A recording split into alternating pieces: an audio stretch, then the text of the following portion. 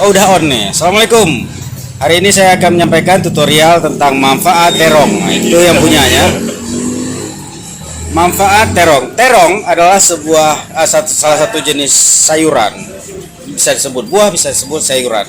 Terong ini bermanfaat untuk meningkatkan metabolisme, mencegah asam lambung, kemudian mencegah penuaan dini, menguatkan tulang. Nah, pokoknya banyak manfaat terong. Makanya terong ini banyak diincar oleh kaum pria, baik itu digoreng, direbus, disambal, dilalap. Nah, tidak hanya kaum pria, terong juga disukai oleh kaum wanita. Seperti contohnya terong itu seperti yang saya pegang ini. Nah, bagi Anda yang suka terong, terus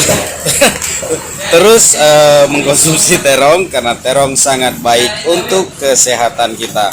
Hidup terong. Oh, terong mah.